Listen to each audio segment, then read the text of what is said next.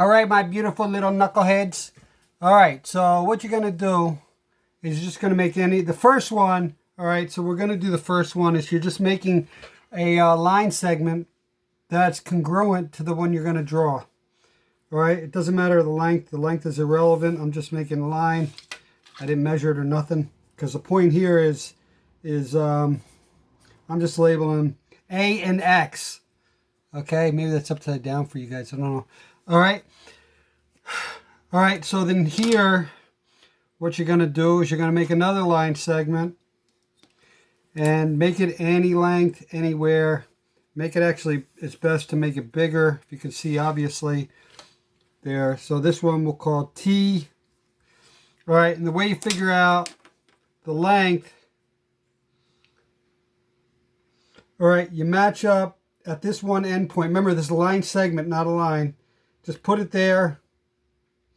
And the point of your pencil goes at there. All right, and the important thing is to make sure you're transferring that same measurement. All right, so you put it on this end point, then just lay it down and just go back and forth. You actually don't have to go back and forth. I'm going back and forth just to make it a little thicker for you guys. All right, and where that intersects, all right, that's the, let's call it W. Anybody guess W? All right, so this point right here, that's W. So now, this line, AX, is now congruent to TW. Remember, don't forget the line segment designation. All right, it's that simple. All right, if you need to see it again, hit pause, rewind it, look at it again. All right, you're only looking at this segment here, not the rest of that. All right, it's that simple. It's not any harder than that. All right, the next one, you're going to make an angle that's congruent to another angle. All right, so the same thing. It doesn't matter what angle you make. So I'm just going to make some random angle. Ay, ay, ay. Let me get rid of that.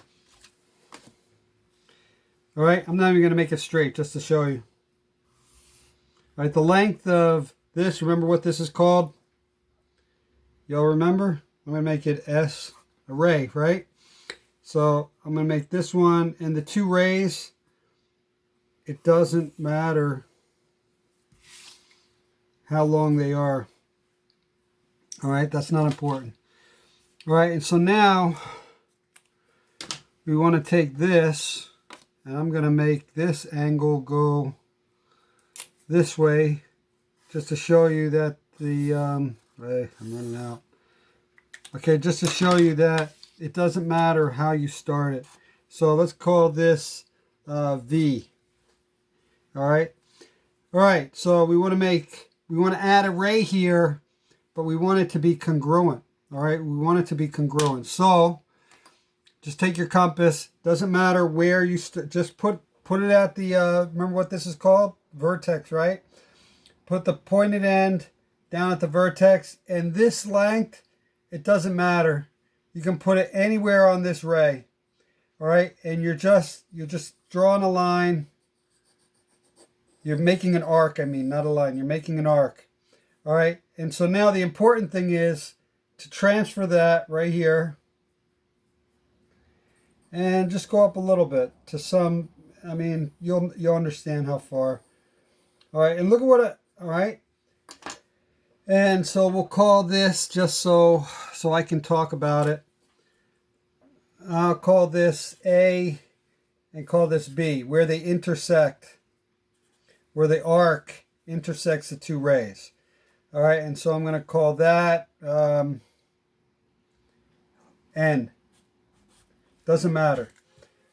All right, so what we want to do now is take our distance, take our one end and put it at A, where this arc is intersecting the ray.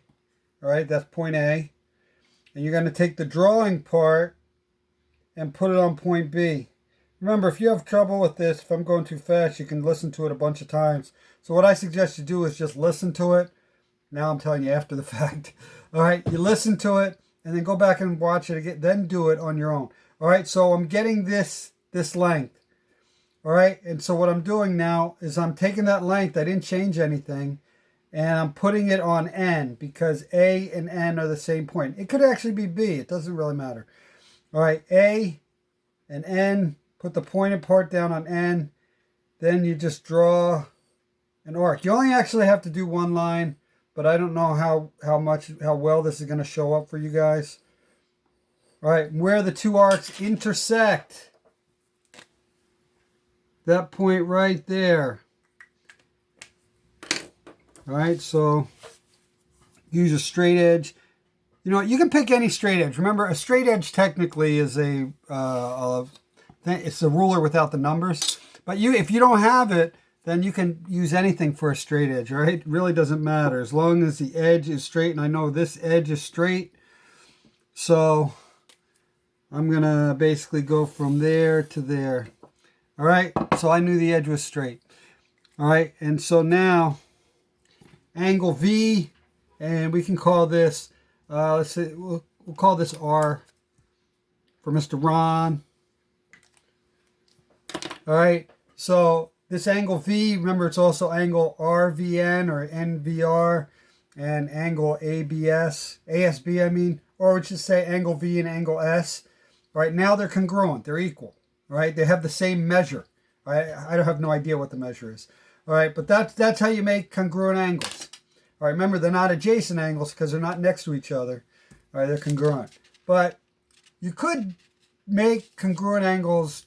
You could do it also with, if I wanted to, we can make this an adjacent angle that's also congruent.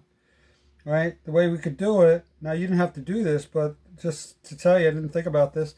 But just extend this out further, right? So your arc, you just extend that arc. You go back here and measure this and do the same thing.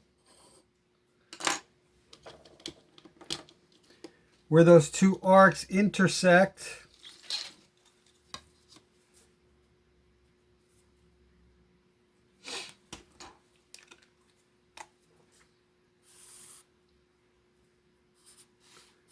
All right, now we know angle 1 and angle 2 they're not just congruent, but they're adjacent, which makes this, what is this rate called? The angle bisector, right? Because they're congruent angles, but they're also adjacent angles. And we can obviously tell they're acute angles too.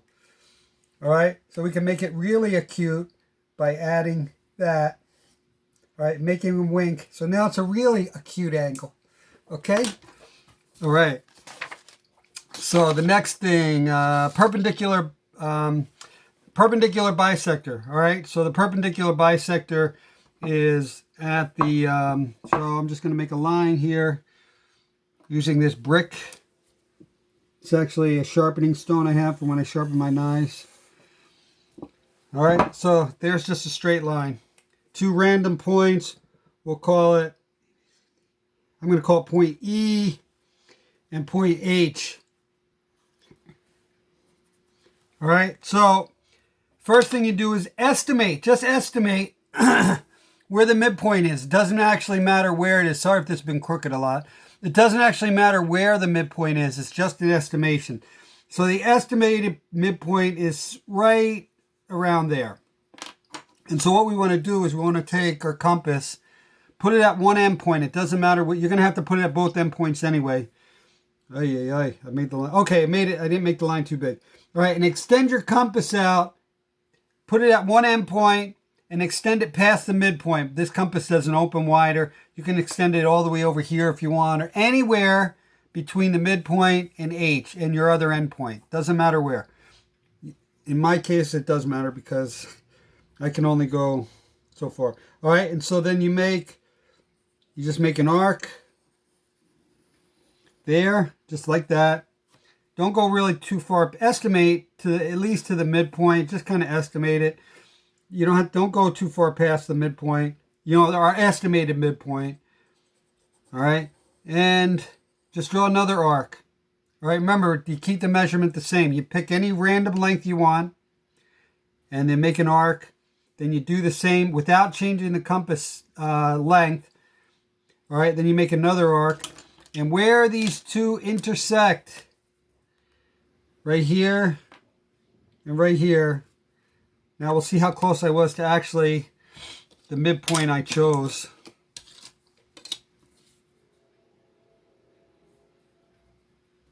Man, I was going straight on it.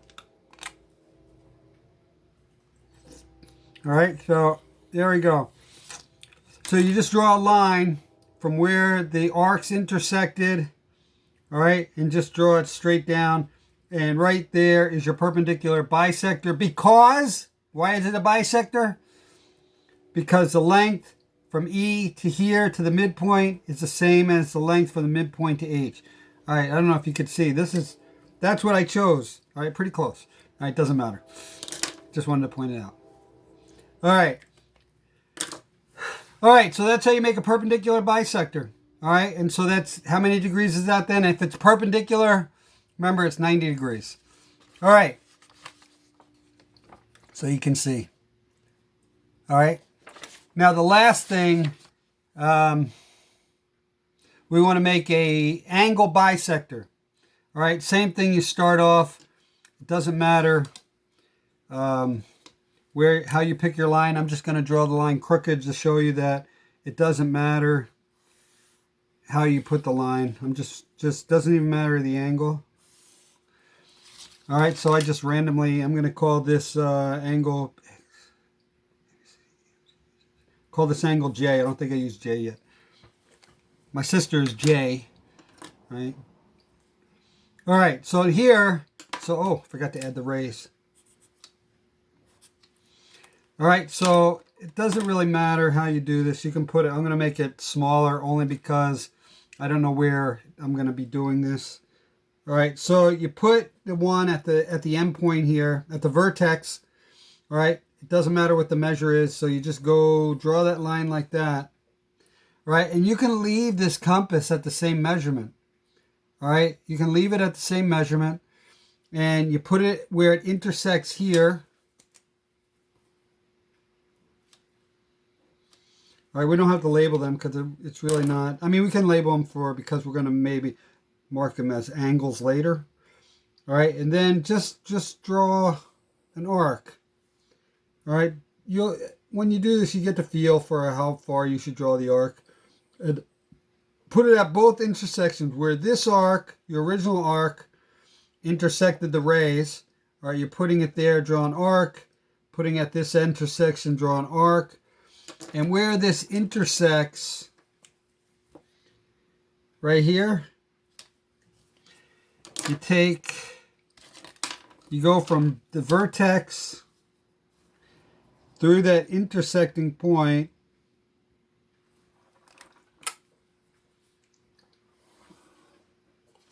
All right, and there's your angle bisector.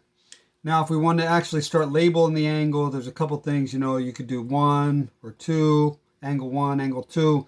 You can label this A, B, C. So now it's angle AJB, CJB. All right, so you can put whatever letters you want. It doesn't really matter. All right, so we can't say angle J, though, because if we say angle J, does that mean this angle J? Does it mean this angle J? Or does it mean this angle J? AJC, AJB, or CJB? So which angle J would it be? You wouldn't know. So you can't say angle J, all right? Because J is included in this angle, in that angle, and in that angle. So that's why you can't say angle J. When it was just like this, before we made the angle bisector, remember, this is also a ray. So we can say it's ray that, all right? All right, before we made, so we had an A and C, before we made the bisector, you could say angle J because there was only one thing. So now we have congruent angles, they're also adjacent angles, and they're also acute angles. All right, now just to show you, we can do this with an obtuse angle also. All right, I'm gonna I don't know. I don't know how much my compass will work on this.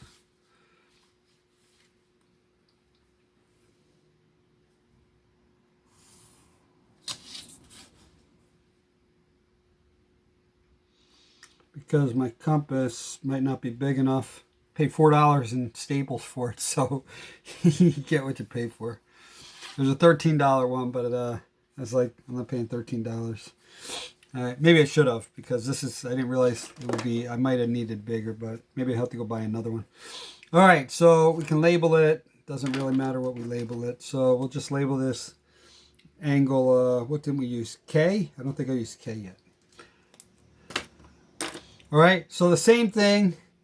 You just start off. I'm going to make it small, actually, just because I'm making this small, just because the compass I have is not very big, and this angle's big. So, so you put the one end right at the vertex,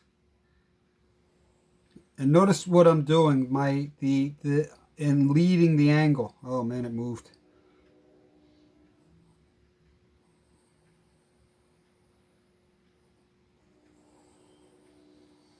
All right, the good thing is I got a handy little eraser that came with it. All right, so now I'm just going to open this up really wide just because I feel like doing that. All right, it doesn't matter how wide, you just have to make sure. So the middle, so you can kind of estimate so you know where to do the intersections. All right, the middle seems, I want to cut this angle in half, so it's going to be somewhere right around here. I mean, I don't know.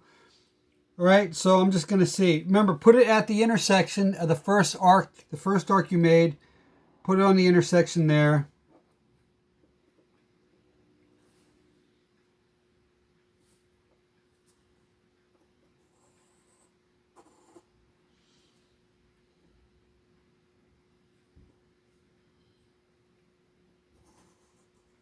A little off. All right, so you can see I was off this time. I don't know if you can see it. That's where I thought it was going to be, but it's actually going to be over here. All right, so the same thing. Just take your straight edge where the arcs intersect.